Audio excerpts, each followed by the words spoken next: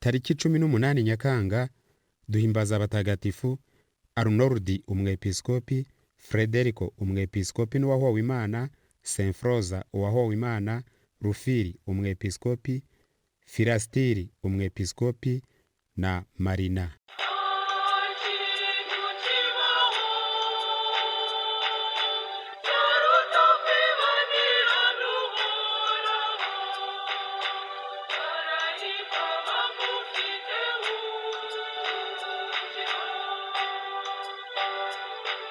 Turahimbaza Mutagatifu Frederico witabye Imana ahagana mu mwaka 838.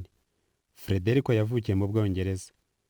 Amaze kwiyegurira Imana, yagiye mu Budage kwamamaza inkuru nziza ya Yezu Kristo. Muri icyo gihe hari abogezabutumwa benshi baturutse mu Bwongereza bakwira Uburayi bwose bamamaza inkuru nziza, nuko Frederico nawe ubwo ajyana nabo. Yari umuntu ukunda gusenga kandi akamenya kwigisha byahebuje. Abakristo benshi baramushimye, nibwo bamutoye kuba umwepiskopi wa Utrecht mu Buholandi. Iyo diyoseze yayiyoboye imyaka igera kuri 15.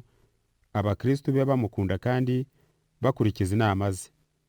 Nyamara ariko umwamikazi Yudita wari warasizoye mu ngeso mbi yaramurwanyije cyane, amuziza ko yari yaratinyutse kumugira inama yo guhindura imyifatire ye idahwitse. Ntibyanatinze umwamikazi yohereje ingabo ze zitera Frederico, zisanga arangije gutura igitambo cya misa yibereye iwe, baramwica.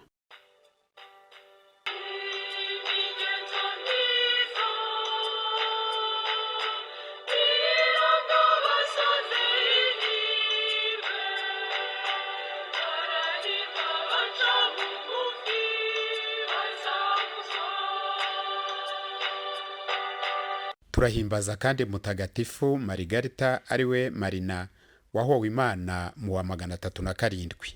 Muri Galisi, Hispania, turahimbaza Mutagatifu Marina umubikira n'uwahowe Imana. Mutagatifu Marina uyu ni izina ry'ikigereki rya Mutagatifu Marigarita twibuka ku itariki ya 20 Nyakanga. Ni amazina abiri y'umutagatifu umwe. Afite iminsi mikuru ibiri, hamwe banditse izina rimwe, ahandi bandika irindi. Reba Maritoroloji yo ku itariki ya 20 Nyakanga.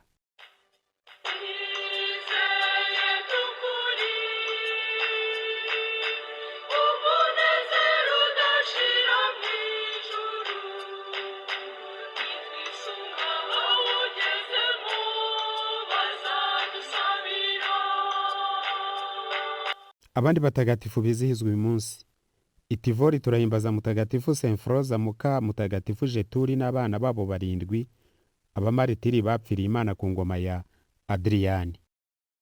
I Utireketi mu Buholandi turahimbaza Mutagatifu Frederico umwepiskopi n'uwahowe Imana mu mwaka 838 twavuze hejuru.